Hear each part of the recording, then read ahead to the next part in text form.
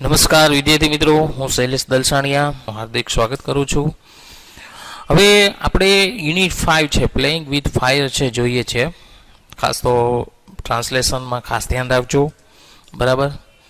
જેમાં આપણે ઘણા ખરા પેરેગ્રાફ કરી નાખ્યા છે આગળ, બરાબર.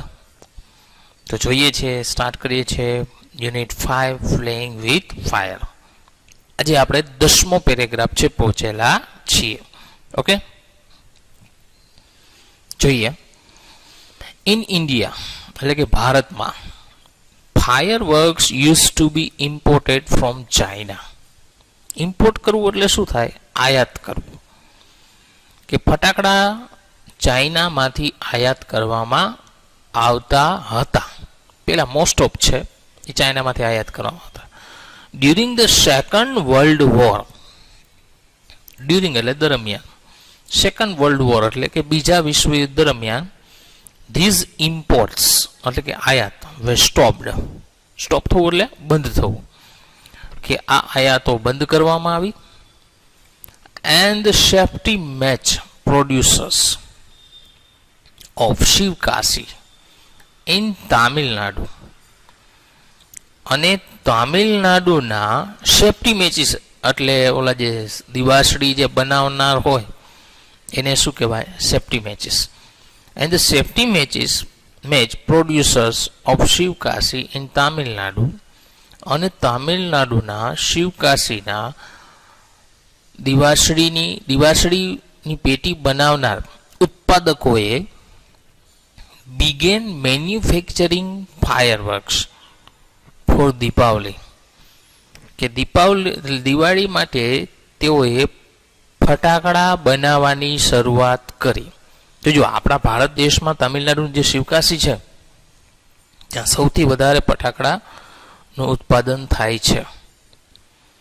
પેલા એ લોકો દિવાસળીની પેટી જ બનાવતા, ખાલી એટલે દિવાસળીની બાકસ છે આપણે કહીએ, માચિસ બનાવતા. પણ હવે એ લોકો ફટાકડા બનાવવાની પણ શરૂઆત કરી છે. ઇન 1992 એટલે કે 1992માં the country used about 16 crores worth એટલે કમાણી of fireworks. કે 1992માં દેશે એટલે કે ભારત દેશે 60 કરોડ ફટાકડામાંથી કમાણી કરી હતી. કેટલા? 60 કરોડ, બરાબર. And 60 to 70% of this came from Sivakasi, અને 60 થી 70% શિવકાશીમાંથી આવ્યા હતા. એટલા 60 થી 70%, બહુ વધારે કહેવાય. કારણ કે શિવકાશી જોજો, આપણે મોસ્ટ ઓફ આપણે ફટાકડા ફોડીએ છીએ, એમાં તમે એનું લેબલ તમે જોશો તો એમાં શિવકાશી લખેલું હોય છે ઘણામાં. આપણી જે બાકસ હોય માચિસ અથવા દિવાસળીની પેટી, એમાં પણ તમે જોશો તો વધારે પડતું શું હશે? શિવકાશી જાય છે. ક્યારેક જોજો. એના ઉપરથી પ્રશ્નો છે. પહેલો પ્રશ્ન છે, from which country were fire works imported? કયા દેશમાંથી ફટાકડાની આયાત થતી હતી? તો કે fire works and imported from China. ફટાકડાની આયાત ચાઇનામાંથી થતી હતી. ત્યાર પછીનો બીજો પ્રશ્ન છે, when was import of fire work stopped? ક્યારે ફટાકડાની આયાત બંધ થઈ ગઈ હતી? The import of fire works was stopped during the second world war, એટલે કે બીજા વિશ્વયુદ્ધ દરમિયાન ફટાકડાની આયાત બંધ થઈ ગઈ હતી. ત્યાર પછીનો પ્રશ્ન છે ત્રીજો, who started manufacturing fireworks in India? ભારતમાં ફટાકડા બનાવવાની શરૂઆત કોણે કરી હતી?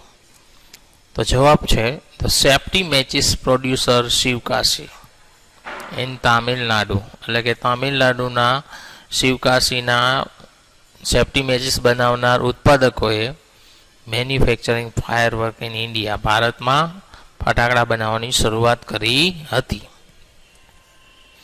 ત્યાર પછીનો ચોથો પ્રશ્ન છે અબાઉટ, પછી બ્લેન્ક્સ છે, કેમ ફ્રોમ શિવકાશી. એ વાક્ય પૂર્ણ કરવાનું પેરેગ્રાફમાં થઈ જાય કે about 60 to 70% of fireworks in country came from Sivakasi.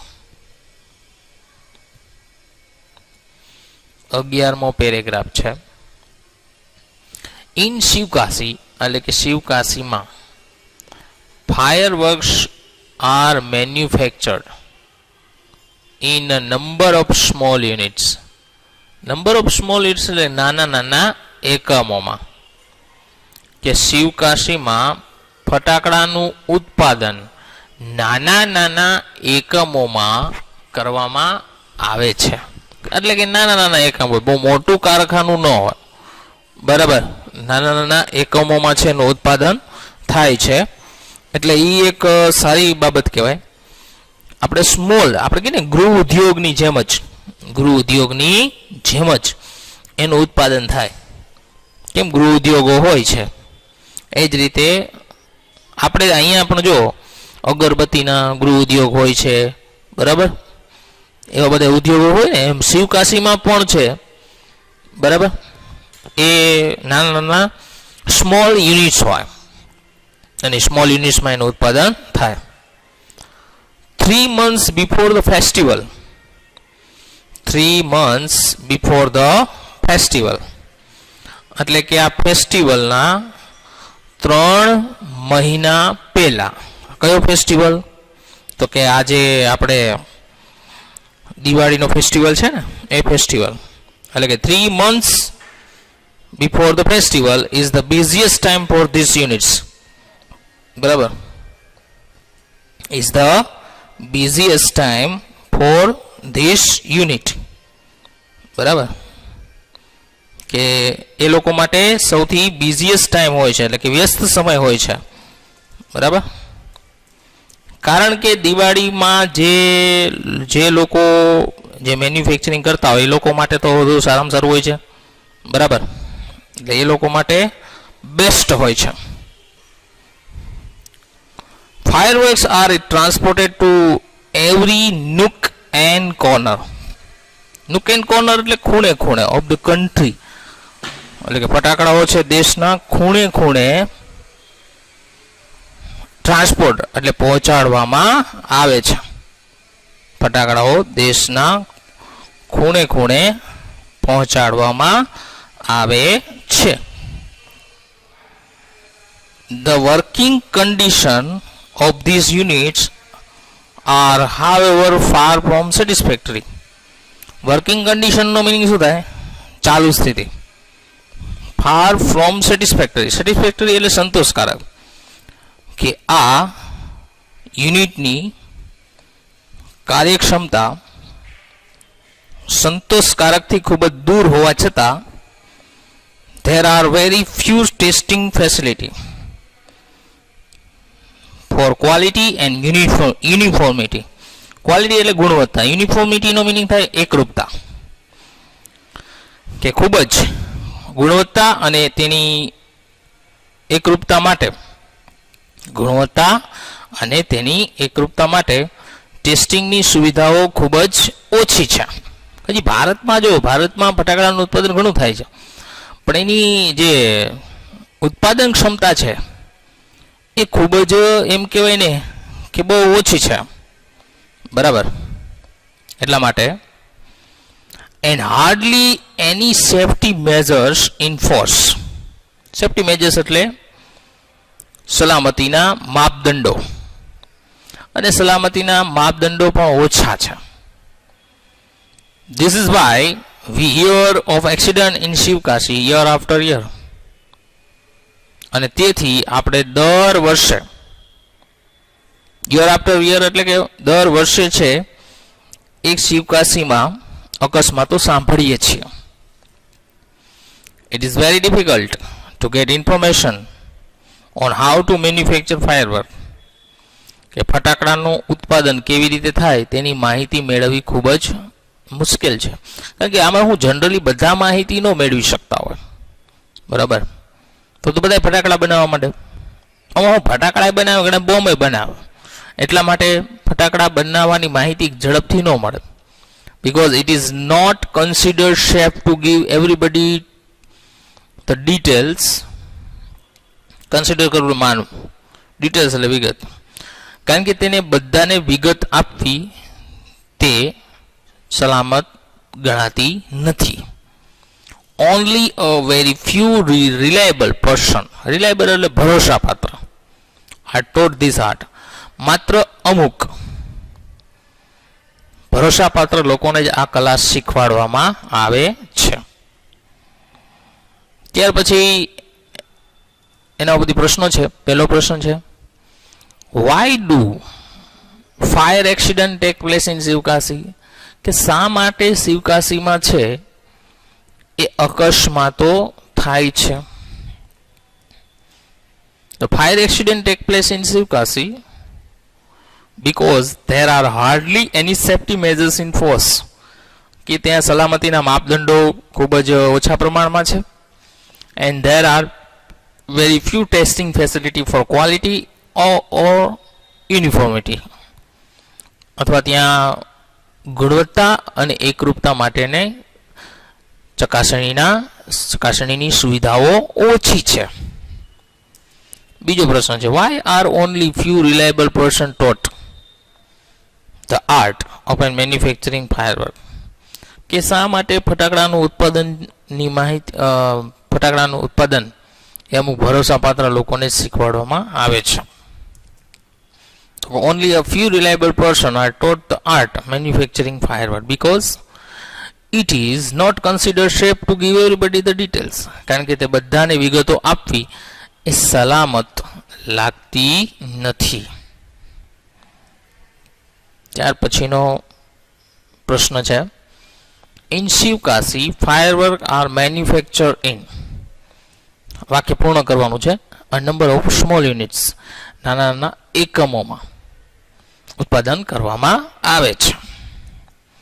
ચોથો પ્રશ્ન છે, which is the busiest time for the units, આ યુનિટો માટે સૌથી વ્યસ્ત સમય કયો હોય છે. તો કે 3 months before the festival of Diwali, કે દિવાળીના આગલા 3 મહિના is the busiest time for the units, આ યુનિટ એકમો માટે ખૂબ જ વ્યસ્ત સમય હોય છે. એના પછી 12મો પેરેગ્રાફ છે, બરાબર. ખાસ સમજવાનું, ટ્રાન્સલેશનમાં વ્યવસ્થિત છે, બધા ધ્યાન દેજો જેથી કરીને પ્રોબ્લેમ્સ ન થાય, બરાબર. ઓકે, એટલે ખાસ ધ્યાન આપજો.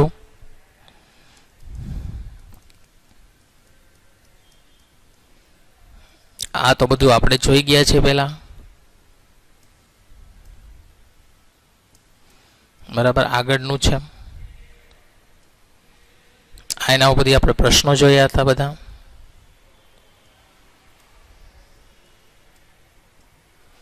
ઓકે,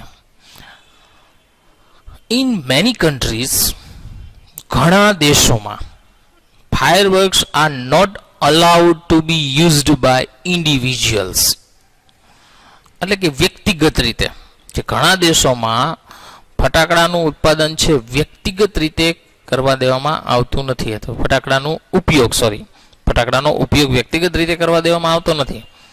ઓનલી કોમ્યુનિટી ડિસ્પ્લેસ, એટલે કે સામાજિક પ્રસંગોએ specially organise with the help of expert, ખાસ જે નિષ્ણાંતો દ્વારા આયોજન કરવામાં આવેલ હોય, આર અલાઉડ કરવું એટલે પરમિશન આપવી, કે જેને પરમિશન આપવામાં આવે છે.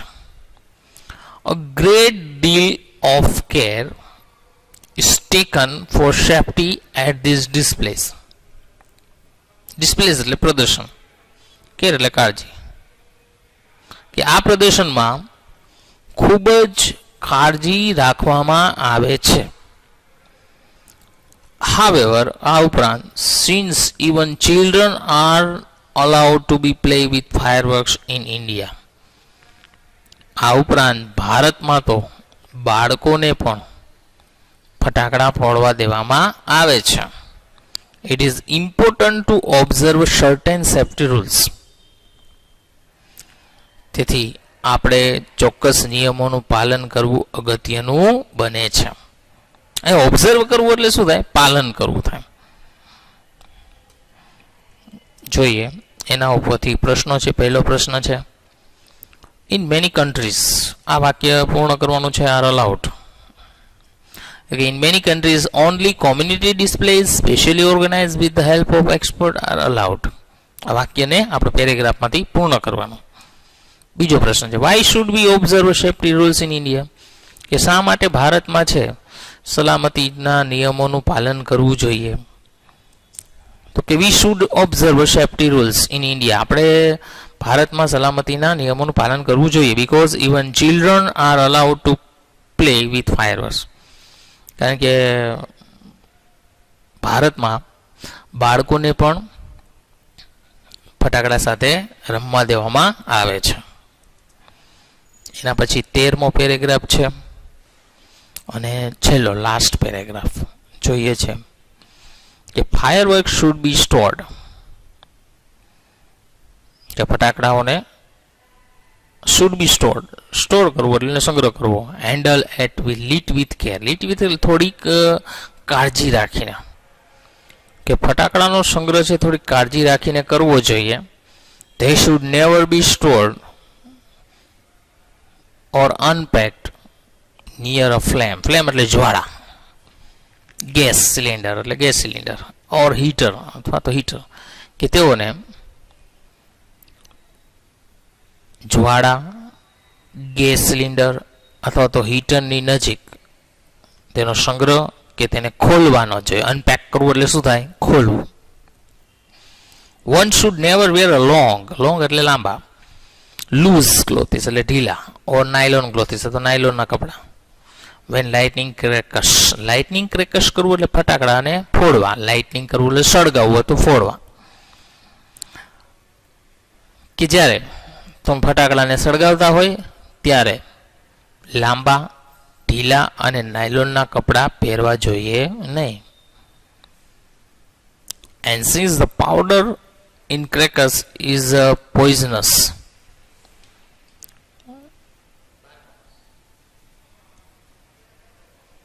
and since the powder in crackers is poisonous, poisonous એટલે ઝેરી,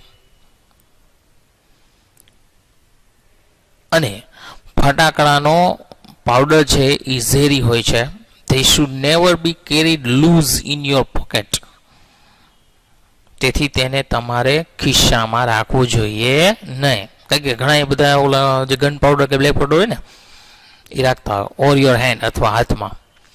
also firework should never be lit inside the house, inside the house lit કરવું એટલે રાખવું.